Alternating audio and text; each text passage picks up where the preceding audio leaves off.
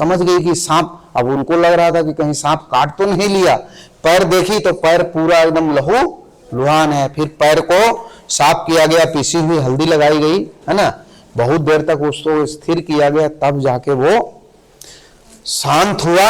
अब देखो वहीं से शीर्षक लिया गया है माता का अंत में वो जाके कहां छिपता है?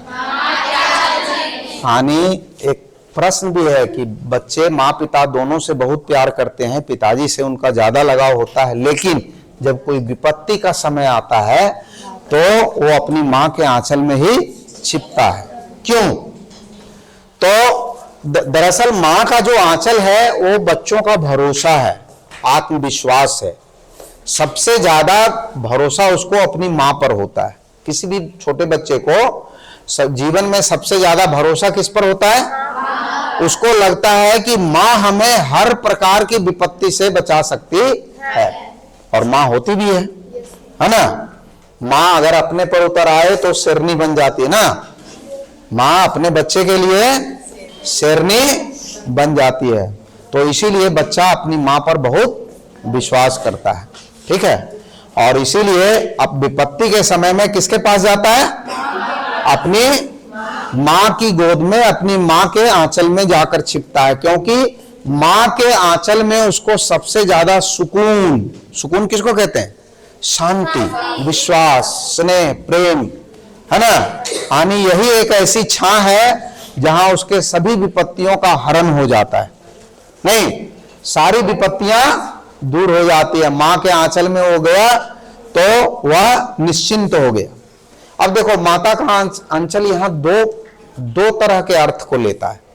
चूंकि ये देशभक्ति से प्रेरित कविता है, माँ एक तो अपनी माँ होती है और दूसरी माँ भारत माँ है, धरती माँ है ना।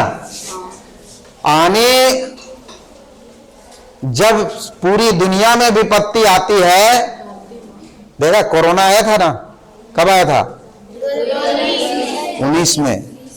तो कमाने के लिए लोग बाहर जाते हैं, अपने देश से दूसरे देश तक भी जाते हैं कि नहीं?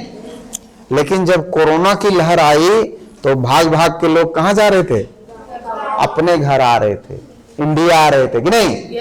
भारत आ रहे थे। क्यों? क्योंकि उनको भरोसा था कि भारत पहुंच जाएंगे तो बच जाएंगे। नहीं, जो अपने गांव के लोग थे वो यहां तक कि लाखों लाख रुपए खर्च करके पैदल 20-20 दिन पैदल चल के अपना घर पहुंच रहे थे। क्यों पहुंच रहे थे भाई? क्या उनके गांव में कोरोना नहीं था कि नहीं? लेकिन क्यों पहुंच रहे थे वो? हाँ, माँ के आंचल में जाएंगे, अपना गांव जाएंगे तो बच जाएंगे। अब मरेंगे जिएंगे तो सबके साथ मरेंगे जिएंगे ना। तो यही भरोसा, यही विश्वास है। यहां माता का अंचल दोनों से संबंधित है, एक तो माँ से संबंधित और दूसरा भारत माँ, धरती माँ से संबंधित, कि हम भारतीयों को यही प्रेम, यही स्नेह, यही आत्मविश्वास, यही भरोसा अपनी माता के अंचल में लगता है, अपने माँ के आंचल के छांव में लगता है। जब हम अपना धरती में लौटते हैं, अपनी धरती पर लौटते हैं, तो एक अपनापन महसूस होता है नहीं, और लगता है कि अब हम सही जगह पर, भले कितना भी कमा ले कहीं, लेकिन जो आनंद, जो मजा, जो लगाव, जो जुड़ाव अपने गांव घर से होता है वो कहीं से नहीं हो पाता। हो पाता है क्या? नहीं हो पाता है। इसीलिए माँ से हमारा सबसे ज्यादा प्रेम है। तो ये चैप्टर खत्म हो गया है, समझ में आया सबको? कोई दिक्कत? हाँ बोलो। कि जब भोलानाथ अपने पिता की गोदी में रोते हुए बाहर आता था तो अपने दोस्त को देख के सपना क्यों भूल जाता है? बैठ जाओ। कौन बता सकता है? कैसे? भोलानाथ अपने पिता की गोद में जब बैठकर बाहर आता है, और वो सिसक रहा था, माँ ने उसको कड़ू तेल लगा के पूरा मालिश किया था, वो रो रहा था, सिसक रहा था ना। क्योंकि बच्चे ज्यादा सजना संवरना ये सब उनको बोझ लगता है ना। देखो कपड़ा पहनाने में भी रोएगा वो ना, उसको थोड़े पता है कि ठंड लग जाएगी, ये लग जाएगी। उसको लगता है कि हमको इतना कपड़ा लाद दे रहा है हम पर ना, टोपी पहना दो, टोपी नोचने लगता है, नहीं। तो वो सिसक रहा था, लेकिन जब अपने दोस्तों को, खेलने वाले दोस्तों को देखता है तो वो सिसकना भूल जाता है। क्यों? पता है सर, हाँ बोलो। क्योंकि मतलब उसे लगता था कि हम यहाँ पे अकेले, मेरे सारे दोस्त लोग चले जाएंगे खेलने के लिए, तो वो पीछे रह जाएगा, और फिर अपने दोस्तों को देख करके उसे अच्छा महसूस हुआ। बैठ जाओ। और कुछ और दूसरा बोलो। हाँ बोलो। सर भोलानाथ तो अपने दोस्तों को देखकर हंसना इसलिए भूल जाता था क्योंकि वो बच्चा था, बच्चे की प्रेम के भांति वो किसी को देखता था तो उसे लगता था कि मतलब वो सब। बैठ जाओ, ठीक है। लाइन हाँ बोले। हाँ तुम्हें पूछी थी ना। हाँ बोलो। क्योंकि बच्चा अपने उम्र के बच्चों को देख के उत्सुक हो जाते हैं खेलने के लिए, इसलिए। देखो, सबसे पहला लिखना है कि किसी भी बच्चे को खेल सबसे प्रिय होता है। खेल सबसे, खेलने के लिए बच्चा खाना छोड़ सकता है, माँ बाप को छोड़ सकता है। खेल के समय वो इतना उत्साहित हो जाता है, खेल में उसको जो आनंद आता है, ठीक है। बच्चों को खेल सबसे प्रिय होता है, पहली पंक्ति। सबसे प्रिय मतलब खाने पीने प्रेम सबसे, खेलने के लिए वो किसी को भी छोड़ सकता है कि नहीं। नहीं देखते इधर से इतना भूखे 4 बजे 3 बजे, कुछ बच्चे हैं जो 4 बजे तक घर लौटते हैं कि नहीं, लेकिन उधर 4 को दोस्त आ गया, चलो रे क्रिकेट खेलने, हाँ चलो, खाया नहीं है, चल दिया, रास्ते से चल दिया, भूख लगी हुई है, पेट कुकुआ रहा है। यही अगर खेलने नहीं जाना है और अगर घर गया पढ़ के और पता चल गया कि घर में ताला लगा है ना, तुरंत फोन के कहाँ है ना, आ रहे हैं बेटा, आ रहे हैं बेटा, 4 बजे, समझ में नहीं आता है ना, पागल हो गए क्या, भूख से जान जा रहा है। उस समय खूब भूख लगी है, लेकिन 4 को बच्चे मिल गया रास्ता में, कोई शिकायत क्यों? खेल सबसे प्रिय होता है, पहला। दूसरा, हम जोलियों के साथ खेलने में बड़ा आनंद आता है ना। चूंकि बच्चा जब अपने पिता की गोद में देखा कि हमारे हम उम्र के लोग, हमारे उम्र के बच्चे खेलने के लिए जा रहे हैं, तो खेलेंगे, मस्ती करेंगे, है ना। तो इसलिए वो खेलने के आनंद के सामने अपने दुख को भुला जाता है, नहीं, और वो खेलने के लिए चला जाता है। खेल सबसे प्रिय लिखना है कि बच्चों को खेल सबसे प्रिय होता है। हाँ बोलो बोलो। हाँ लिखवा दें, नहीं समझ में आया क्या? फिर क्या लिख लेंगे। क्या पहला वाक्य नहीं लिख सकेगी कि बच्चों को खेल सबसे प्रिय है, इसी वाक्य को लिख देगी, आधा समझ में आ जाएगा उसको, ठीक है। अपने, जैसा कि उसने बोला कि अपने उम्र के बच्चों के साथ खेलने में उसको उत्साहित होता है, आनंदित होता है, मजा आता है, इसलिए वो सिसकना भूल के खेलने चला जाता है, ठीक है। हाँ बोलो। हाँ देखो, मूसन तिवारी एक बूढ़ा आदमी था जिसको कम सूझता था। सूझना मतलब है ना। अब बूढ़ा होने के लोग के कारण बच्चे जो है ना उसको बुढ़वा बुढ़वा कहके चिढ़ाते थे, और उसको बुढ़वा कहता था तो लोग चिढ़ता था वो, है ना। बुढ़वा बेईमान मांगे करेला का चोट। तो यही लिखना है कि मूसन तिवारी उसी गांव का एक बूढ़ा आदमी था जिसको कम दिखाई देता था, और बूढ़ा बोलने पर वो चिढ़ता था, है ना। इसीलिए बच्चे देखो, जो आदमी जिस चीज से चिढ़ेगा, बच्चा वही चीज बार बार बोलेगा चिढ़ाने के लिए। जानता है कि यही बोलेंगे तो ज्यादा चिढ़ेगा, ठीक है। किसी को मुड़ला बोल देगा तो मुड़ला बोल दिया तो चिढ़ता है, तो समझ गया अरे इसका कमजोरी है, इसको बार बार मुड़ला बोलो ना। तो यही आदत होती है बच्चा। हाँ तो ये मतलब कि भोलानाथ ने बोला था, बैजू बोला था। हाँ बैजू बोला था। तो भोलानाथ को क्यों डांट लगी? बैजू साथ में था ना, बैजू उसका लीडर था, और ये लोग सभी लोग थे, समझी नहीं समझी। बैजू जो ढीठ लड़का था वो किसी को भी कुछ बोल देता था, ठीक है। और भोलानाथ भी साथ में था, ग्रुप में वो भी था। तो लीडर भाग जाता है, पीछे वाला पकड़ा गया, वो तो बड़ा तेज तर्रार है, वो तो उसको सिपाही पकड़ने गया तो पकड़ाया नहीं, पकड़ा कौन गया, और धुनाई इसकी हो गई। क्लियर। और कुछ? हाँ बोलो। नेक्स्ट और भी क्वेश्चन है, जिसका समझ में आएगा तुरंत बोलना, और उसके बाद हम लोग हाँ अभी आप बोल रहे थे वो जो भोलानाथ है मुख्य पात्र जिनका नाम तारकेश्वर नाथ जी है असल में, और शिव पूजन साहिब जो है उनका भी नाम भोलानाथ, दोनों तो एक ही है ना? हाँ। तो फिर मतलब उनका नाम शिव पूजन साहिब क्यों पड़ा था जिससे? नहीं, ये बचपन का नाम था। अब जैसे नहीं बोले किसी का नाम है शिवानी, घर में उसका नाम रख दिया सिंटिया, तो घर बचपन का नाम उसका सिंटिया है, लेकिन वो स्कूल में सिंटिया तो नहीं ना लिखेगी, समझिए? तो ये एक चीज मैं बता देता हूं कि भोलानाथ जो है वो शिव पूजन सहायक के बचपन का नाम है। लोग उनके घर में उसको भोलानाथ कहते थे बचपन में। वास्तविक नाम इनका शिव पूजन सहायक। और तारकेश्वर नाथ ये समझ में आया पहले कि यहां दिक्कत है? नहीं।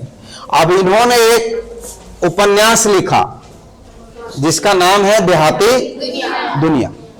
इस देहाती दुनिया का जो अंश लिया गया है, जिस बच्चे के बचपन की बात की गई है, उस बच्चे का भी नाम इन्होंने भोलानाथ रख दिया।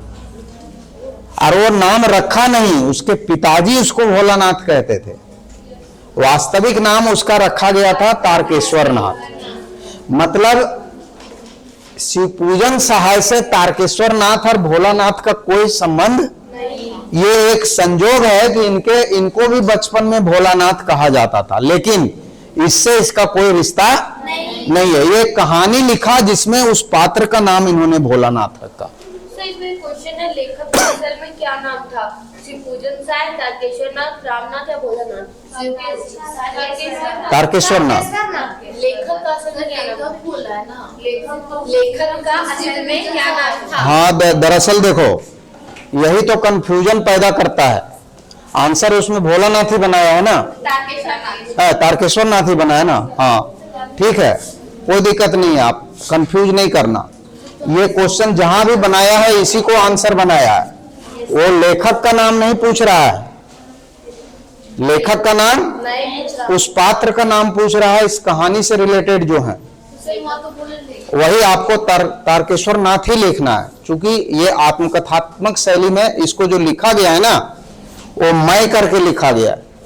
आत्मकथात्मक शैली क्या होती है? अपने बारे में जैसे हम कहानी ऐसा सुनाएंगे कि मैं खुद उसका पात्र हूं,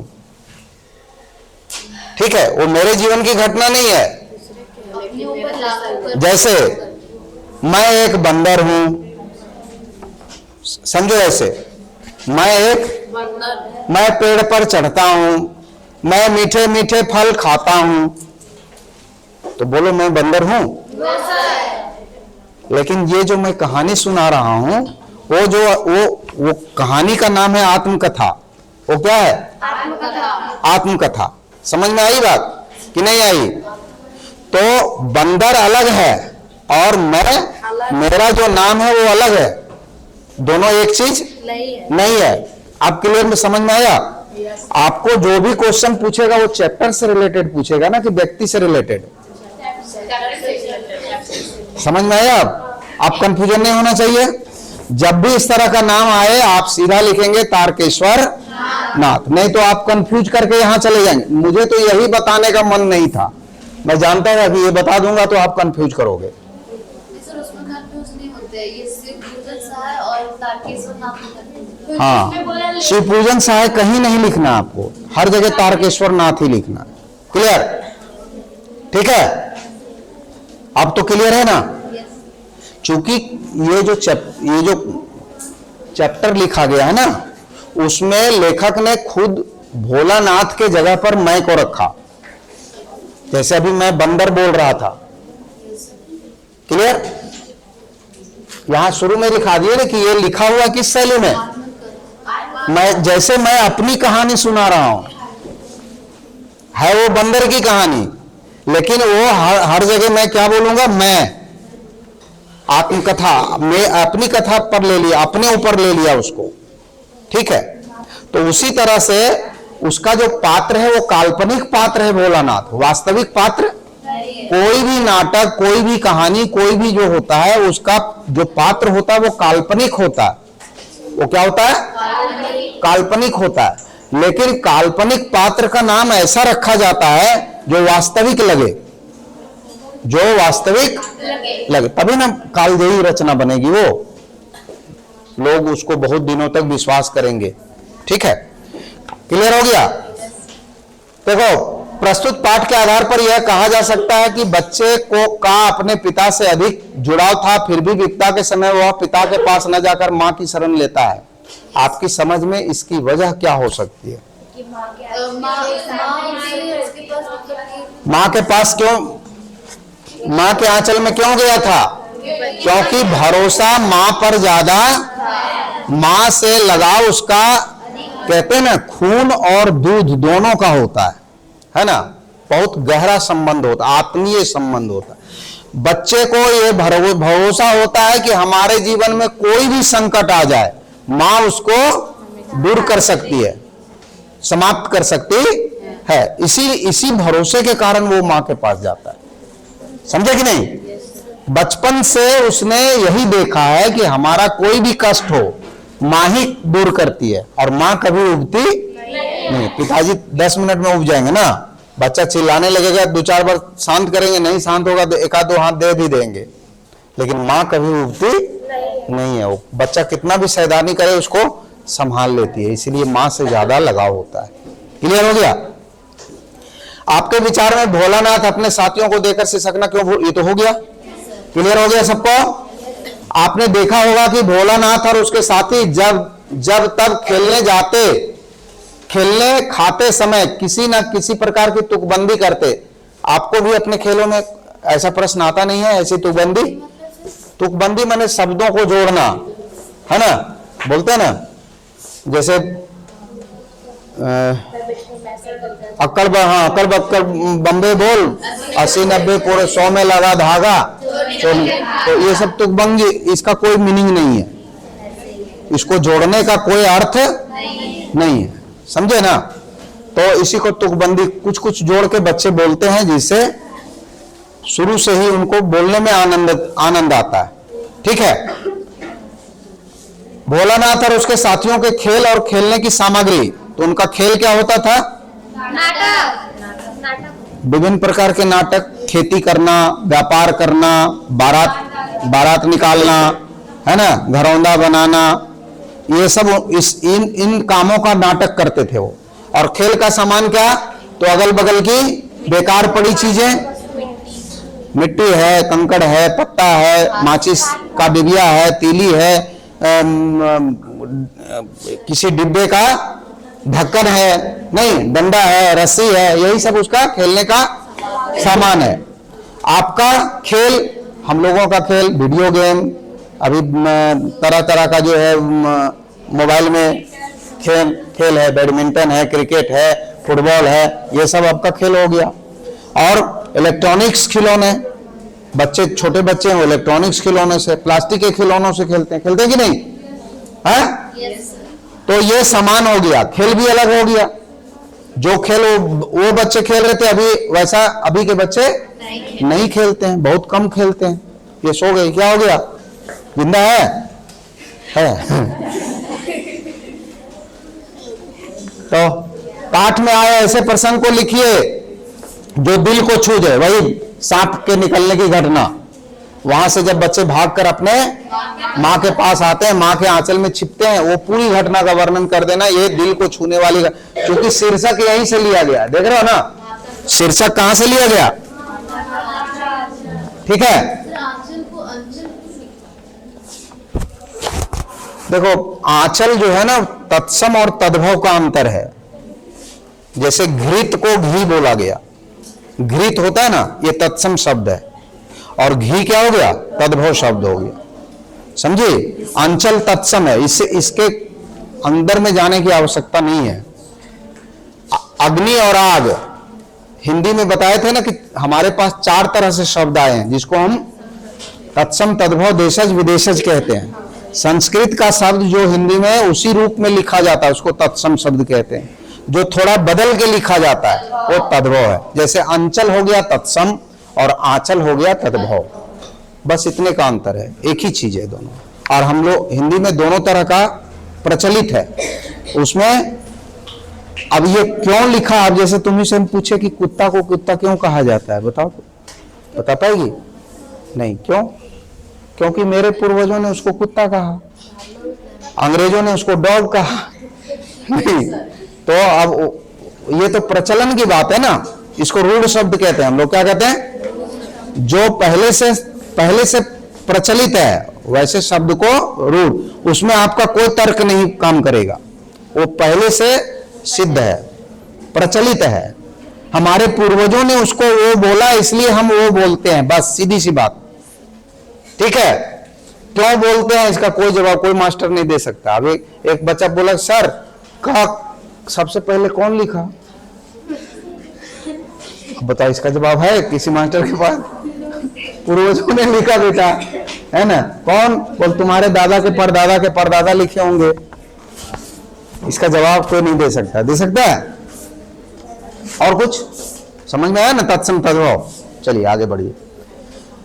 तो इस उपन्यास अंश में 30 के दशक यानी देखो 21 से लेकर 30, 1921 से लेकर 1930 को 30 का दशक कहते हैं। दशाब्दी और शताब्दी, 100 साल को शताब्दी कहते हैं। तो जहां वो अंत करता है वही उसका नाम होता है। जैसे अभी हम लोग 21वीं शताब्दी में है, कब अंत करेगा? 2100 ईस्वी में। कब शुरू हुआ? 2001 में हुआ न रे? 2001 से लेकर कहां तक? 2100 तक। 2001 से लेकर 2100 तक क्या कहलाता है? शताब्दी। क्या कहलाता है? और दशाब्दी या दशक 10 साल का होता है।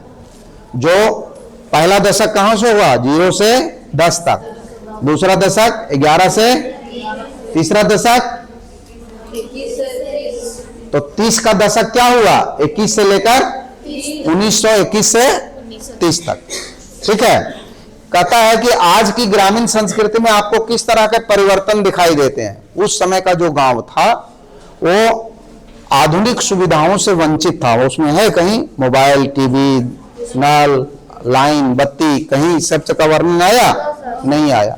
इन सुविधाओं से वो, आधुनिक सुविधाओं से वो वंचित था। लेकिन आज के गांवों में शहरों जैसी आधुनिक सुविधाएं उपलब्ध है। इंटरनेट अब दिल्ली में भी पकड़ता है तो कोडरमा में भी पकड़ता है कि नहीं?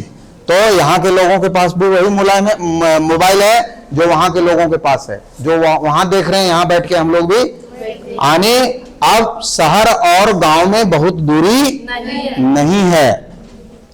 समझ में आई बात? उस समय के गांव और अभी के गांव में बहुत अंतर आ गया है। अभी बहुत आधुनिक सुविधाएं गांव में उपलब्ध है, लेकिन उस समय ये सब कोई सुविधा नहीं। यही दिखाना हो जाएगा। आगे पाठ पढ़ते पढ़ते आपको भी अपने माता पिता का लाड़ प्यार याद आ रहा होगा, अपनी इस भावनाओं। ये तो अपने से लिखना पड़ेगा क्योंकि आपके जीवन के बारे में हमको पता नहीं है। अपने से लिखना ऐसा क्वेश्चन आता नहीं है। यहाँ माता पिता के बच्चों के प्रति वात्सल्य व्यक्त हुआ है। उसे अब माँ कैसे प्यार करती थी, बच्चे का क्या क्या करती थी और पिताजी क्या क्या करते थे। तो अपने साथ बच्चे को सुलाते थे, नहलाते थे, पूजा कराते थे, उसके खेलों में सम्मिलित होते थे, उसको ले जाके गंगा तट पर भी घूमने ले जाते थे नहीं। और जब भी वो खेलता था उसके खेल में सम्मिलित होकर उसका उत्साह वर्धन करते थे। यही सब लिख देना है। ये पिता का प्यार। माँ क्या करती थी? खाना खिलाती थी, सजाती संवारती थी नहीं। और जब भी कोई विपत्ति आती थी तो वह माँ के आंचल में जाके छिपता था। ये सब लिख देना हो जाएगा। दोनों का प्यार। माता का अंचल शीर्षक, हाँ ये बहुत महत्वपूर्ण क्वेश्चन है कि ये शीर्षक सही है कि गलत। माता का क्यों? पहले ये शीर्षक सही है कि गलत?